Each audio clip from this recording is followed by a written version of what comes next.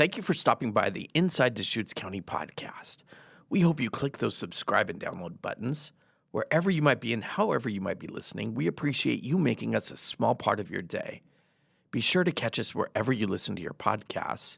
You can also find us on deschutes.org/podcast. Deschutes County is an amazing place to live, Ease of access, work, and play. Great place to raise a family. I love the weather and the high desert. At Deschutes County, we provide excellent service. Beautiful. We're here to help you. Deschutes County is the heart of Oregon. Everyone wants to be here. This is episode 12 of the Inside Deschutes County podcast. Thank you so much for joining us. I'm Eric Breon. It's fall. That means so many things. Halloween is upon us. The leaves are changing color. Pumpkin spice is everywhere. Oh, and it's property tax season. In this episode, we want to make sure you have all the necessary information when it comes to things like real market values, assessed values, so on and so forth. Who better to talk to than Deschutes County's longest-running elected official and the longest tenured assessor in the state of Oregon? That would be our own Deschutes County Assessor, Scot Langton. Scott, thank you so much for joining us. Well, thank you. How long have you been doing this job? Well, prior to coming to Deschutes County, I was actually elected assessor in Wallowa County, Oregon, and my family and I moved here in 1999, and I first took office here in the assessor's office in 2001. So you must really like this job. Yeah, I do, actually. It's got a lot of twists and turns and ever-changing, and but I do enjoy it. Because most people probably wouldn't say that. I mean, it's taxes. That's like a dirty word to some people. Yeah, well, and how many kids grow up and they play firemen or policemen? They don't play, I want to be the tax assessor. Right. How did you get into that then? You're a beef, from what I understand, Oregon State University. Yep, graduated Oregon State, and I guess how did I get here? I'll take a Yogi Berra line. When you come to a fork in the road, take it. Take it. Yeah. Yes. I know that line well. Yes. Yeah. This is a busy time of year for you and your team. Is that, property tax? I know that you got town halls coming up. You've got, all the notices have gone out to people. Walk me through kind of this time of year for you and your team. What's that like? Well, actually, we're busy all year. All year. Yeah. Okay. I don't want to undermine that at all. There's a lot of work that goes on, but it all culminates to the end result is all that work we do all year. The only reason we're really here is for that property tax bill. So this is where the rubber meets the road, and then the people actually see what their taxes are. Because they're getting their statements now, basically, right? Yeah, we mailed them last week, Okay. and then they have to at least make a third payment by November 15th. So what goes into the process of certifying everything, the tax roll? And, this is a complicated process for a lot of people to understand. I mentioned real market value, assessed value. There's, some people's jump up, other people's goes down. How do you explain all of the ins and outs of what your office does? Well, and back up a little bit, that as far as what my office does is the same as the other 36 counties. This is a statewide property tax system that's dictated most in part by two constitutional voter-approved amendments. So it's in this, voters of the state put it in the Constitution how we do it. Now you have the enacting laws that the state legislature adopts, and then you have further clarification through tax court cases. So what we're talking about here in Deschutes County, same set of rules in Bend, Lapine, Lakeview, downtown Portland, no matter where you're at in the state. So you're basically following a playbook, so to speak, and if you're doing things correctly, it's all by the book, right? You're not making judgments so much as you're just kind of doing things as it's outlined by the state. Correct? Am I understanding that correctly? Yes, except an appraisal. And of course, we're responsible for appraising each and every property at what a willing buyer would pay a willing seller any given year. So we have over 110,000 properties. Now, we're not physically looking at each one every year, but there's a lot of statistical ways we can adjust those. And an appraisal, by definition, is an opinion of value. It should represent what a willing buyer would pay a willing seller. And in Oregon, that's of January 1st, 6 months preceding the fiscal year. So the values they're seeing on their tax statement now are, by design, at minimum 10 months outdated. Can you talk a little bit about what areas of the county have seen the biggest jumps? Are there any areas of the county that have seen big jumps in their property taxes? Maybe why? Well, you want to talk taxes or you want to talk values? Because Well, I guess it can, I mean, both maybe. I mean, property values, I think people are interested in that. And and the reason I ask that is that prior to Measure 50, the constitutional amendment that was passed by the voters in 1997, your market value was your assessed value, which is your assessed value is what we apply the tax rates to. So prior to that, if you had big market jumps in one area of the county or the school district and other areas were different, you'd see taxes go up differently for different properties. With Measure 50, that said, well, we still have a market value when a willing buyer pay a willing seller, and we have what's called the maximum assessed value. And that's a value that's limited to the 3% growth annually. Your assessed value is going to become the lower of the two. So you can be in a very quickly appreciating area of the county where your market value, and this is what we're seeing on the vast majority of the properties, market value is significantly higher than the maximum assessed value. But it doesn't matter if your property goes up 30%, your assessed value only went up 3%. So the vast majority of the properties only see that 3% increase in assessed value. Now, taxes, on the other hand, then the rates are applied to that assessed value. That's at the wishes of the voters. So in any given year, when the voters say yes at the ballot box, that will impact taxes going up by more than 3%. so you said rates are pretty much going up. You and I talked before we started that they're pretty much going up across the entire county. Is that what's the reason? Well, the rates are set for each district, and then the voters can approve additional, like Okay. local options or bonds or et cetera. And now a district with Measure 50 was given a permanent rate, a maximum rate they could apply. Not all districts had applied those. So one of the nuances this year is Deschutes County, the general fund, the commissioners raised their rate to the maximum authority, and the two sheriff rates, they went to the maximum authority. So the taxpayers were actually seeing a reduction or a savings over what the districts could have imposed in prior years. Now they've gone up to that full rate. The other increase is we've got some new school bonds. We have some rural fire protection bonds that have gone on, parks and rec bonds. So as we add those, of course, had nothing been added and the rates stay the same and your assessed value grows at 3%, your taxes roughly grow at 3%. But with those changes, that creates it where it goes above and beyond 3%. And that is one of the calls we get frequently. Yeah, there's a really good video on your website with the property tax ferry that explains a lot of that, right? It's the 3% increase and why that is, and that's all Measure 50, right? So that's been in effect for a long time. Since 1997. Yeah, that's a while. Yes.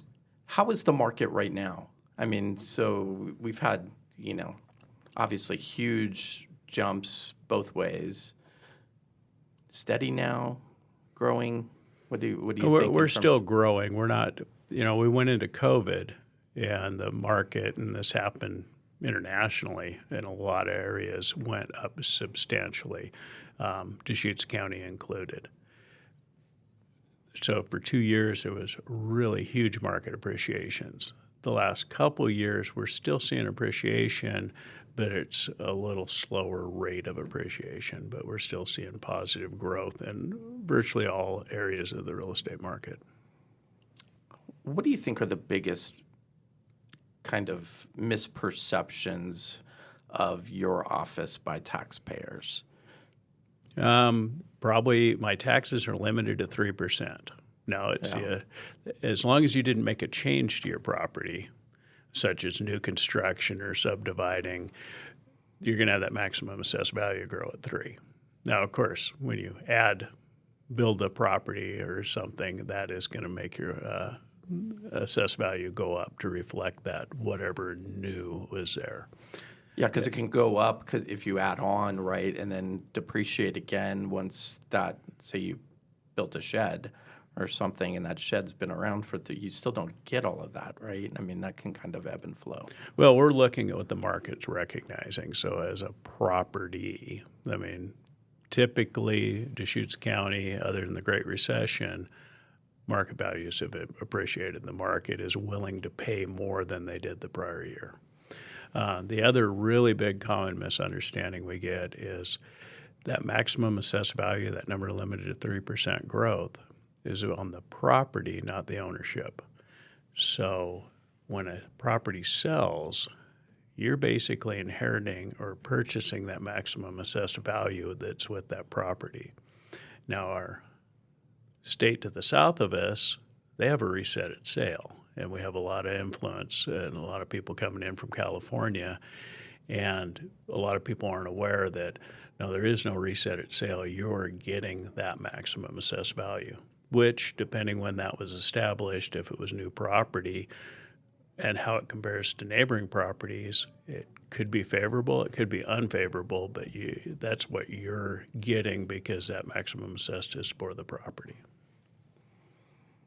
How do you deal with all these changes? I mean, because it's like the market's changing. I don't know. I could never do your job because of just all the different changes. Do you find yourself just, constantly having to, how do you manage all the different variables that go into your position? Well, I think that's what I find enjoyable. It's a challenge. It's a big puzzle. There's a lot of moving pieces. And as everybody knows, Deschutes County has grown tremendously. In my tenure here, if you look at the number, go to Redmond and look at the incorporated city of Redmond and how many properties are there. We've added more than that many properties in my tenure here. So there's a tremendous amount of growth that we've seen. And I would make the comment that from a business process puzzle standpoint, trying to work all these different numbers, track the real estate market, enact the constitutional amendments and the enacting laws, I find fascinating and a challenge. Now, I fully respect and understand why the citizens of the state wanted some stability and predictability in their taxes. And Measure 50 provided that. Unfortunately, it also provides some huge inequities between similar properties. And with the complexity of how this works, even though I find it from a business process fascinating and challenging, I got to say that in the spirit of good, open, transparent government, we could have done a lot better. Interesting. So how do you separate your life as the county assessor? I'm sure that you eat, drink, breathe this stuff nonstop.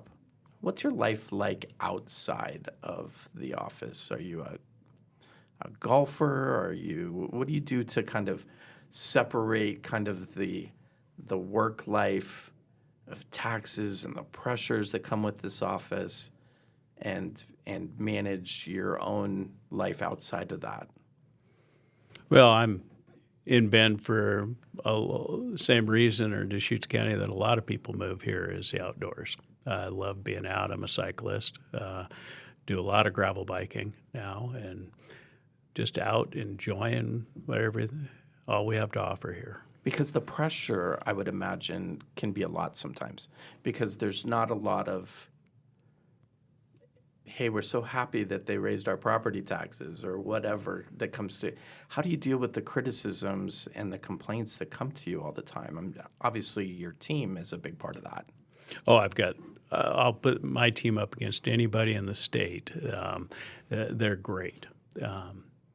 And I think we take a conscious effort to understand and recognize who our customer is.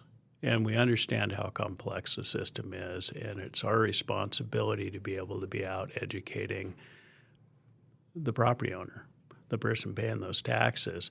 They are our customer. The taxing districts are our customer, the ones that everything you see on the property tax bill, and it details out for any given property what service providers are paying into. So at some point in time or another, the voters of a given area said they wanted a certain level of service. And that's what's unique about the property tax bill. With very few exceptions, everything's been voter approved. And so our job is, let's take care of our customers. And with that, yeah, you have some cranky customers, but for the most part, they're come great. on. Most part, they're great. They're just wanting to understand, and they come in. And even the ones that are upset when you explain it to them, they might not like that answer, but at least have a better understanding of it. Well, it is complicated, Scott, and we're here with Deschutes County Assessor Scot Langton.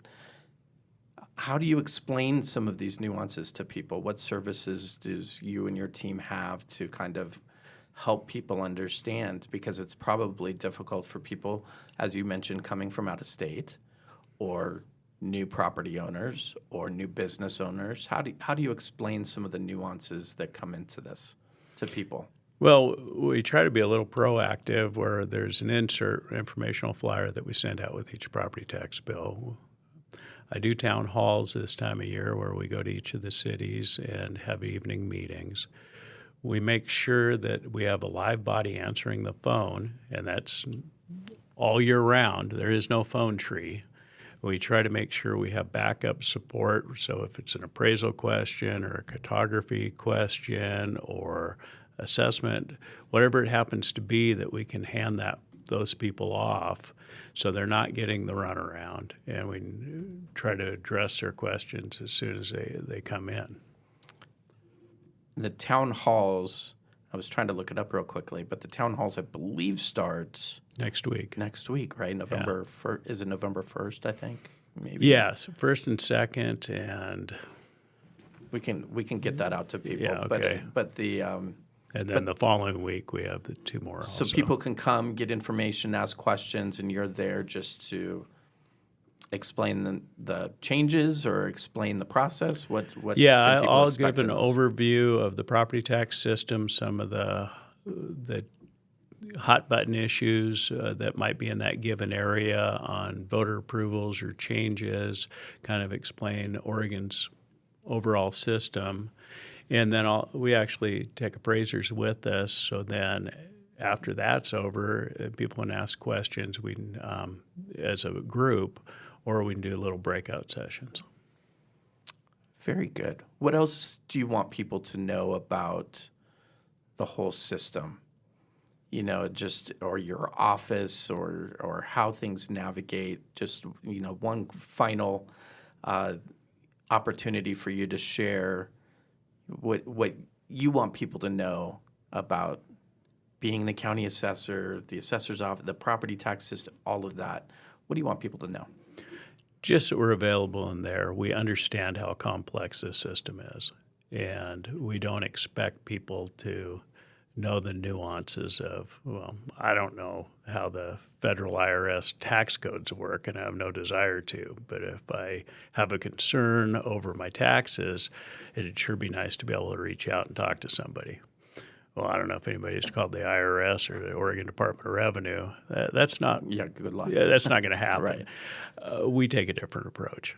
So if people do have questions, whether they're broad overall questions about Oregon's property tax system or specific to their individual property, give us a call. Go online. We have a tremendous amount of information that we put on our website.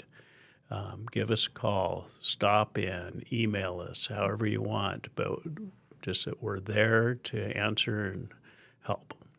Yeah, because the resources are great, right? You can go to the website. You can actually, I think it's called graph it. You can graph your values. Yeah, that relationship to the market value and the Yeah. maximum assessed value. We actually, every deed that's recorded that transfers real estate, we get a copy of. Any subdivision plat, any change of ownership, we actually map that. So a lot of people don't realize, too, that we have a whole mapping section, and the base layer for the GIS map, the ones that everybody, whether it's a city or the county, or that base layer is based on the ownership. So it's kind of the foundation comes out of my office. We reflect the deeds and the ownership as we go through that on each of those tax accounts. We value each one of those, both the market value, and then calculate through Oregon's, Measure 50 and Measure 5 on what those other values and taxes are. So there's a lot of different moving pieces and information that is all out on the website. So the websites, they can call. They can actually come to the Deschutes Services building and actually come up to the window and get some help too, if I understand that correctly. That's absolutely correct. And even in COVID, when the building was closed, you could still show up at the door and we'd escort you in. So Nice. we never closed. Nice. Well, Scott, thank you so much. This is complicated for a lot of people. It's complicated for me, and so thank you for walking it through with me and explaining all of this stuff. Is very, very. How much longer are you going to do this? Well, that's up to the voters. I'm elected. That's true. And but you can choose not I've got 3 years left on this term, and then we'll see. Yeah. All right. Well, perfect. County Assessor Scot Langton, thank you so much for joining us. Thank you. Well, we hope you enjoyed this episode. If you have questions about the assessor's office or your property tax statements, you can go to deschutes.org/assessor. You can find tools to estimate property taxes or graph real market value versus maximum assessed value, all that good stuff.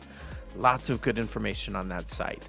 And if you'd like to attend one of the open houses Scott was talking about, that information is in the flyer that came with your tax statement. We'll also make sure to put that information on our social media pages. The first one, November 1st in La Pine, November 2nd in Bend.